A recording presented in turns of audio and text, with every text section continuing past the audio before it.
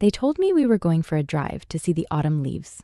My son Dorian smiled at me in the mirror, the way you smile at a small child. I am 74 years old. I am not a child, and I have never once been confused. The car turned through a set of tall iron gates I did not recognize. A sign read, Cedarwood Manor, Memory Care. My stomach turned to ice. Dorian would not meet my eyes. His wife, Sabrina, calmly checked her lipstick. They walked me inside, signed a clipboard, and a heavy door locked behind me with a soft electric click. That small click is the sound I want you to remember. Because what my son and his wife did not know, as they drove away, was very simple. Every dollar they came to steal, the company, the houses, even this building, already belonged to me. They had just locked their landlord inside her own nursing home, and I had all the time in the world. My husband Gus and I started with one delivery truck and a rented garage back in 1974. By the time his hair went white, Hartwell Freight moved cargo across 11 states. We bought land nobody wanted, warehouses, empty lots, an old downtown block, and we simply held it. Gus had a saying, own the ground and you never have to ask permission to stand on it. I kept the books for 40 years. I know exactly where every single dollar sleeps at night. When Gus died, the doctors called it his heart. I've always thought it was just tired. He left me everything, and he left me one last instruction, written in his own steady hand. Protect it from the people who love it more than they will ever love you. At the time, I did not understand who he meant. I understand him perfectly now. Our son Dorian grew up with everything, and the patience for absolutely nothing. He married Sabrina, who wore our name like a piece of jewelry she fully intended to pawn. And 18 months after the funeral, they came to me with paperwork and soft, worried voices.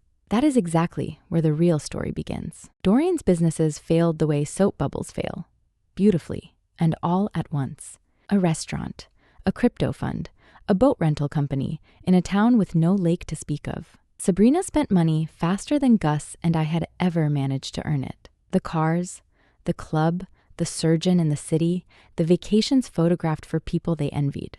By that winter, they owed banks, and they owed men who were not banks. I know this because I still owned the mortgage on their house. They had forgotten that too. A man in a parked car outside his house made it very clear the debt would be collected, one way or another. One evening, Dorian sat in my kitchen and called Gus's fortune, quote, our family money, as if the word our could be quietly slipped over the word mine while I poured the tea. Sabrina suggested I was getting forgetful, that the big house was simply too much for me now, that I would be so much safer somewhere, with kind people to look after me. I nodded, and I let them believe the seed had landed in very soft soil. What they did not know was that I had already called my attorney that very morning. Her name is Vivian Cross, and she has been 3 steps ahead of trouble her entire life. Together, quietly, we began to watch. They were patient, I will give them that.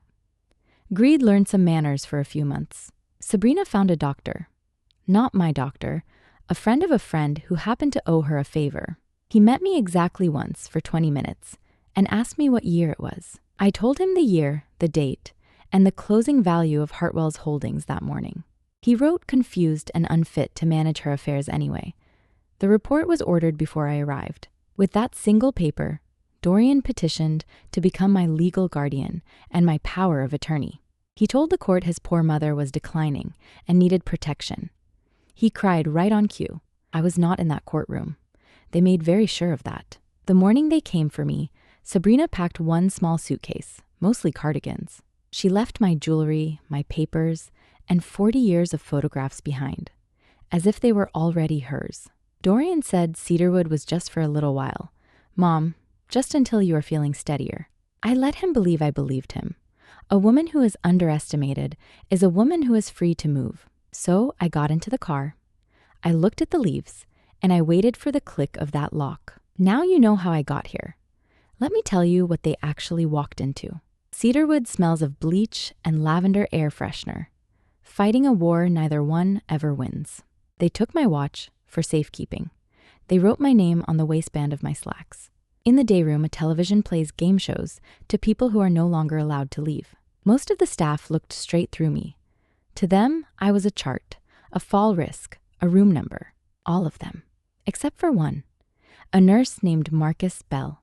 Marcus talked to me like I was a person who had once run something important. He noticed I did the crossword in pen in about 4 minutes and never once missed. He brought me real tea instead of the powdered kind, and he always knocked before he opened my door. One night, he said quietly, "Mrs. Hartwell, you are the sharpest person on this floor, staff included." So I told him the truth, that my own family had put me here to take what was mine. He did not tell me I was imagining it. He said, "Then we should make sure someone believes you. If you have ever been underestimated by the very people who owed you the most, you already understand me. Do an old woman one favor, subscribe to Aunt Justice, and stay close, because patience is about to pay." Marcus quietly started keeping a log. Times, dates, every lucid word I said. He photographed the doctor's report that a nurse had slipped into my file. For the first time since that gate closed behind me, I was not alone inside those walls. On the second Sunday, my grandson came. Theo, 16, all elbows and guilt. His parents sent him to keep up appearances. He came because he actually loves me. He sat on the edge of the bed and could not quite look at me for a while. Then he said, "Grandma, they are selling the house. Ours too. Dad says we will be rich again soon." He told me they had already listed the estate, that a truck had come for Gus's study, that Sabrina was telling friends about the renovation she planned, for a house that was not hers to sell. I asked Theo if he still had the phone his father was always telling him to put down. He almost laughed. "Always," he said. I told him I was not confused, not declining, and not staying in this place one day longer than I chose. Then I asked if he trusted me. He said he trusted me more than anyone else alive. So I gave him one small job. Keep your eyes open at home, and keep your phone even closer. Whatever your mother brags about, simply let it record. Do not lie, do not steal, just listen. He hugged me so hard the nurse looked in. Then he went home to become my ears. Here's what Dorian never once bothered to learn, because learning always felt like work to him. Gus and I never held our fortune in our own two names. Names can be sued, tricked, and buried. Everything sits inside a trust. The Hartwell Family Trust created very quietly 20 years ago. And there is exactly one living trustee with sole control named in Gus's steady hand. Me. The company, the land, the houses, none of it is the family money. It is all trust property. A guardianship over my person does not hand my son a single brick of it. Vivian made certain of that. The papers Dorian waved in that court transferred nothing, because I never signed away the trust. I never would. But here is the part that I saved. The part that still makes me smile at night. Cedarwood Manor does not actually own its building. It leases it from a holding company. That holding company is Hartwell Property Group, which is owned in full by the trust, which is controlled in full by one silver-haired woman doing crosswords in the day room. My son had locked me inside a building I owned and then billed the trust for my own care. I was, in the most literal sense possible, my own captor's landlord. Every single month, without ever knowing it, my son was paying rent to me to keep me locked away from myself. Gus, wherever you are, own the ground, and you never have to ask permission to stand on it. It was finally time to stand up. Vivian came to visit, signed in as my attorney, and not one of them dared to refuse her. She sat across from me in that little room and opened a black leather briefcase. "Eleanor," she said, "give me the word, and I will take them apart within a single week." First, we needed to bury the lie that I was unfit, so we invited the truth right in. Vivian arranged an independent evaluation by a respected geriatric specialist. A real one this time. He spent 2 full hours with me. Memory, reasoning, judgment, finances. I passed at the very top of every scale. His signed report said I was fully competent to manage my own affairs. In writing, under oath. If a woman they called senile can outthink her whole family, imagine what you can do. So subscribe to Aunt Justice. Stay right here, because the next part is where the trap they built quietly swings shut on them. Then came Theo's harvest, weeks of it, gathered by a 16-year-old nobody ever suspected. A recording of Sabrina laughing on the phone. The old bat signs, whatever we need. Cedarwood is the perfect filing cabinet. Dorian, at dinner, listing the assets he planned to sell before anyone noticed the paperwork was thin. Marcus's log, every entry timestamped, and the fraudulent report photographed inside my own file. Vivian laid it all out in a neat row on the table and simply said, "They have given us everything. We would not warn them. We would let them finish building the rope and then simply hand them the knot. We were not going to sue quietly. We were going to invite the whole family to one last meeting." While we quietly built the case, Dorian and Sabrina got greedy right on schedule. They signed a contract to sell the estate, my estate, trust property, to a developer. They accepted a deposit, a very large one, and they spent part of it before the ink was even dry. Sabrina put a down payment on a house in a gated neighborhood, in her own name.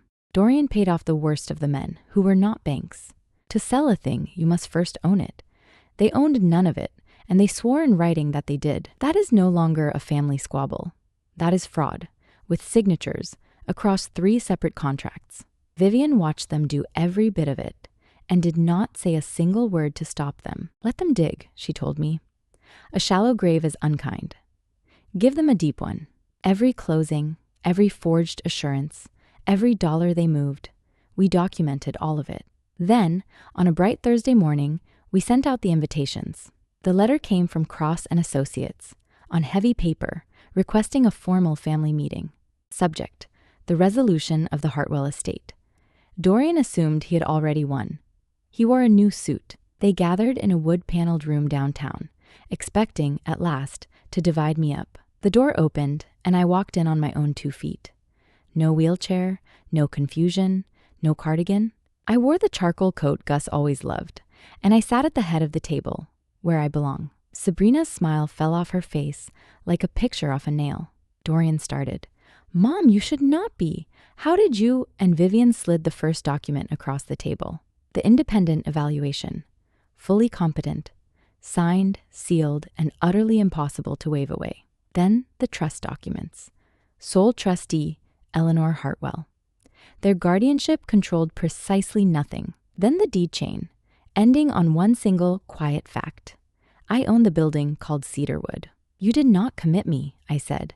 "You rented me a room in a house that was always mine." Sabrina turned on Dorian. Dorian turned on his lawyer.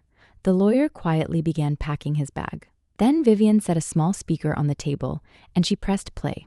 Sabrina's own voice filled the room. "The old bat signs, whatever we need. Cedarwood is the perfect filing cabinet." I have never heard a room go so silent. Even the traffic outside seemed to hold its breath. "You sold my home," I said. "You took a deposit for land you never owned. That is not an inheritance. That is fraud. And I have 3 signed contracts that agree with me completely." Dorian tried to shout that I had signed those papers myself. Vivian only smiled and asked him to read the signature aloud. It was not my hand. It never had been. And his face told the entire room he had always known that. Dorian's face crumpled into the boy who used to break things and then blame the wind. But I was not his mother in that room. I was the woman who had always kept the books. Vivian gave them exactly one path, and it was narrow. Full restitution, or the recordings go straight to the district attorney. Every dollar returned. The forged report reported to the medical board. The guardianship dissolved that same week. The developer, shown the real deeds, tore up the sale and kept his lawyers busy chasing Dorian for the deposit. Sabrina's gated dream house simply evaporated. You cannot buy a future with a stolen down payment. The men who were not banks came looking for Dorian again, and this time, no fortune stood between them. Sabrina packed her own designer suitcase this time, and no waiting car came to take her anywhere she wanted to go. I did not send my son to prison. I am his mother. I sent him something far worse, a clean, honest 0. They keep the debts they built themselves. The name Hartwell and everything under it stays safely in the trust. I changed the trustee succession that very afternoon. It skips a whole generation now. It goes to Theo when he is ready, and only if he stays the boy who once kept his promise. For Marcus Bell, who treated a locked-in stranger like a person, there's a scholarship in Gus's name. He is going back to school to become a nurse practitioner. I fully intend to be at his graduation. And Cedarwood Manor has a brand new policy on capacity paperwork, written by the woman who owns the building. I signed my own release. Marcus walked me to the door, and the lock clicked open this time. I stepped out into the autumn leaves I had actually come out to see. People think being underestimated is an insult. I have learned that it is really a hiding place. While they were all busy counting me out, I was counting everything, exactly the way I always have. My son wanted the fortune. He never understood that Gus and I did not simply build a fortune.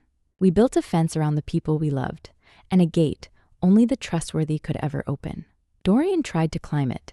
Theo was simply handed the key, because he never once reached for it. I am home now, in the house they tried to sell, with Gus's portrait watching over the front door. If someone has ever looked at your gray hair, or your quiet, and decided that you were finished, remember this: the one who keeps the books always wins in the end. Always. They locked me in a building to take what was mine. They forgot to check whose name was on it. Own the ground, and you will never once have to ask permission to stand on it.